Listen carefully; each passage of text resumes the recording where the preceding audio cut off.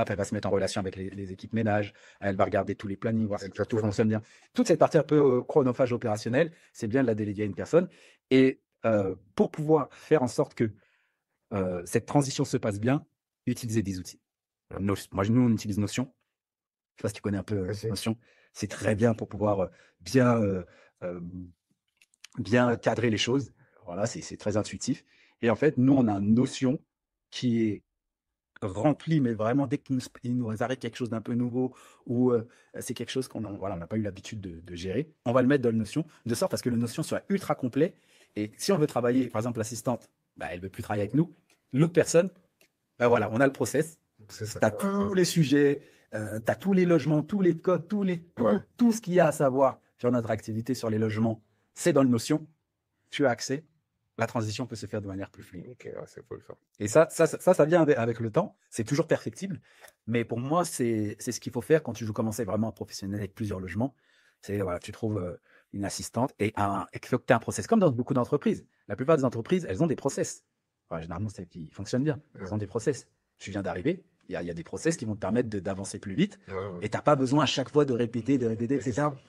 Justement, ça me fait penser à un livre donc, qui expliquait ça exactement, qui disait les entreprises qui fonctionnent le mieux, faut que tes process soient tellement bons que tu pourrais le faire, que n'importe qui pourrait, Mais c'est ce qui est pourrait prendre la place du précédent, quoi. C'est exactement ça, parce que, en fait, c'est naturellement. Par exemple, tu vas trouver une personne, bah, voilà, tu vas faire quelques mois avec, Ouais. ça se passe mal, il faut C'est ça. retéléphoner, lui expliquer le truc. Tu vas devoir faire un appel téléphonique normal Ouais. voilà, 20-30 minutes avec la personne pour lui présenter un peu ton activité. Mais si après, tu dois encore lui réexpliquer comment ça fonctionne Booking, comment ça fonctionne tel logement, là c'est tel code, là c'est tel serveur connecté. En fait, c'est long, c'est chronophage. Ouais. Alors que si tu fais ce travail qui est chiant, de structurer, de processer, je sais pas si ça se dit, l'ensemble, c'est chiant au début. C'est un peu comme l'immobilier, en Ouais. fait. Au début, c'est chiant, tu vas lui faire des biens, des nains. Mais une fois que les locataires sont en place, bah, ça va, c'est un peu plus. Ouais. Bah, là, c'est un peu le même système. Ça va être chiant pour faire le process, pour remplir le notion, pour tout ça. Mais une fois que c'est fait, tu vas gagner du temps. Bah, faudra que tu me montres, hein. Bah, nous, on le vend, ça. Mais ouais, ce process, on sait que c'est important pour les gens. Et pour nous, c'est game changer, effectivement, d'avoir ce notion. Après, je dis notion, j'aurais pu donner d'autres marques d'outils qui fonctionnent comme ça. Mais c'est une notion qu'on utilise et c'est très pratique quand tu travailles avec d'autres personnes. Ok, franchement, c'est cool parce qu'il y a pas beaucoup de monde qui m'ont parlé. J'ai jamais entendu parler de ça. Du coup, comment tu organises tes deux sociétés? Est-ce que tu es en SCI, holding? Comment Alors, ça se passe? la plupart de mes biens locatifs sont en nom propre. Ok, Donc en nom propre, en LMP, loueur meublé professionnel. Donc je fais LMP depuis peut-être 6-7 ans maintenant. Donc ça, c'est pour les biens locatifs. Ensuite, en société, il y a 4 structures. Il y a AGHouse, principalement de la sous-location professionnelle, ok, de la formation, de l'accompagnement, de l'apport d'affaires. Donc ça, c'est une société. Fille. À côté, j'ai ma société de marchand de biens. C'était le marchand de biens, marchand de biens. À côté encore, une société civile immobilière, où là, je fais des investissements immobiliers, mais en société. Et au-dessus, j'ai une société mère, une holding. ok. Et donc, comment tu gères les flux de trésorerie Bah, pour le moment, on va dire chaque société se gère elle-même, se suffit à elle-même. Mais l'idée de cette structure, c'est de me dire, bah voilà, par exemple, en marchand de biens, il y avait des moments où c'était un peu plus down. Je me dis, bah voilà, bah si sur AGA ça fonctionne bien, je vais faire transiter les champs de trésorerie pour pouvoir, entre guillemets, renflouer les caisses, repartir sur un autre projet. Ou à l'inverse, tu peux avoir des moments où AGA c'est moins bien, mais la société de marchand de biens, tu as fait une bonne plus-value. Voilà, il y a de la trésor. Je vais aider un petit peu AGA. hmm. En fait, c'est dans cet objectif-là que j'ai créé cette structure-là, en fait. Donc, le must à faire ou à avoir pour toi, pour ces secteurs-là, ce serait quoi? Le must à quel niveau? À faire ou à avoir là, en termes de peut-être est-ce qu'il faut beaucoup de trésorerie? Est-ce qu'il faut un mindset spécial? Ce serait quoi? Déjà, la trésorerie, elle te servira toujours. Peu importe l'activité, Déjà. ça te servira toujours l'état d'esprit. Mais ça aussi, c'est pareil. C'est-à-dire, à partir du moment où tu veux entreprendre, mais que ce soit dans la vie professionnelle ou personnelle, bah, il faut avoir un état d'esprit de conquérant, un état d'esprit de je veux aller de l'avant, je veux avancer. Sinon, c'est un peu compliqué parce que toutes les galères que tu vas avoir, si tu n'as pas un état d'esprit solide de C'est ça. spartiate, de guerrier, Ça va être dur. Ça va être dur pour toi d'entreprendre. Et donc oui, il faut les deux. Je dirais, il faut également être quelqu'un de humble et curieux. C'est-à-dire que va voir, échange avec des gens qui font des choses, qui les font bien. Hein, c'est pas que du marketing, qui les font bien, qui tu vois que c'est solide. Et approche-toi de ces personnes-là. Pose-leur la question, va boire un verre avec eux s'ils acceptent, mais, ou va faire des séminaires, peu importe, mais entoure-toi des gens qui sont là où tu aimerais plus ou moins être. Parce que tu vas toujours apprendre une information, un petit truc, tu te dis, ah ouais, ça, j'y ai pas pensé, regarde, quand tu m'as dit le Notion, tu connaissais pas. Ouais. Ça, c'est une petite information. Ouais. Mais tu vas dire, ah ouais. Et c'est très souvent comme ça. C'est-à-dire qu'il y a toujours à apprendre des gens. De tout le monde, tu vas toujours apprendre. Donc ne te dis pas, ah, je sais, c'est bon, j'ai avancé, je connais. Non, tu connais rien. Non, c'est vrai. Tu connais rien. Tu apprends toujours. Donc, garder ce côté, je trouve, curieux, humble. Tu vois, pas je suis déjà arrivé. T'es arrivé nulle part, en fait. T'es qui? T'apprends toujours des gens. C'est vrai. Donc ça, je trouve que c'est important à garder. Et puis après, tu as parlé, la trésorerie, c'est quand même important. Le mindset, t'en as parlé. Ouais, et tu vois, c'est de bien s'entourer. Ça c'est important aussi parce que il faut de l'énergie, il faut de la niaque au quotidien pour entreprendre. Et on est, surtout en France, on n'est pas toujours bien entouré.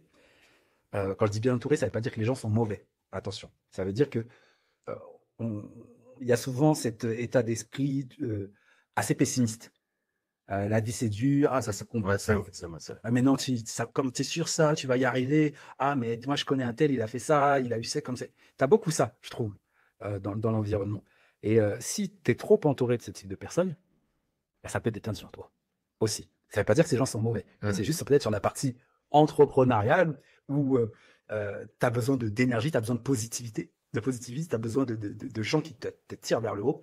Il faut faire attention aussi avec qui euh, ton entourage, bien le filtrer aussi. C'est important. Et en termes de rentabilité, mais quel des secteurs te rapporte le plus? Oui, le plus. Bonne question. En fait, les deux activités sont totalement différentes. C'est ça. Parce que la location courte durée, là je voyais, il y avait une notice, tu as des revenus quasi tous les jours. Ouais. Quasi. Donc c'est tout le temps, tout dans l'année. En marchand, tu peux faire une année où tu n'as rien et une année où tu vas prendre 100 000, par exemple. Ouais. Tu vois? Et donc, c'est difficile de dire lequel rapporte le plus parce que c'est tellement différent. Pour moi, c'est complémentaire. En fait, il faut voir les choses. Et pourquoi j'ai créé cette structure, je trouve que c'est complémentaire. Le marchand de biens pour avoir des fois des grosses forces de frappe, mais qui arrivent peut-être pas régulièrement dans l'année. En tout cas, enfin, j'aspire pas forcément à faire. Je leur connais qui font des opérations de marchand de biens, 10, 12 et 15 opérations dans l'année. Je ne suis pas encore là. Mais de manière générale, c'est quand même moins récurrent que les revenus de la location courte durée. Donc, moi, je dirais les deux sont complémentaires. N'essaye pas de me dire lequel je préfère. Si je préfère marchander en location courte durée, je dirais ça dépend des périodes. Moi, j'aime bien les deux. En fait, j'essaie de voir un peu le business comme une table. Cette table, regarde, il y a quoi? Cette table, elle a combien de pieds? Ouais. Elle a 4 pieds. Ouais.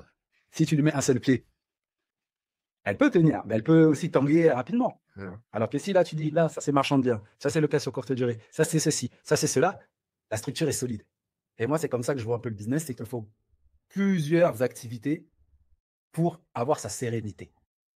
C'est comme ça que je vois les choses. Et jusqu'à aujourd'hui, des fois, les gens me posent la question, tu préfères location courte durée ou marchand de biens? Je t'arrête, laisse-moi. Je fais les deux. Je fais les deux. Je préfère le. C'est bien. Bah, écoute, on va basculer sur le petit moment, la petite partie quiz. Ah, vas-y, vas-y. La petite partie quiz où tu dois me donner une seule réponse et rapidement. Wow, Si ok. tu pouvais me donner une petite explication derrière, bah, Ouais. écoute, c'est parfait. Donc, si tu devais choisir un deal risqué, À quoi? un deal risqué. Ouais. A, ce serait un immeuble pourri avec un potentiel énorme, mais un risque que le bien s'effondre sur toi. Ok. Ou B, un bien rentable sur le papier, mais avec un gros flou juridique qui pourrait te ruiner.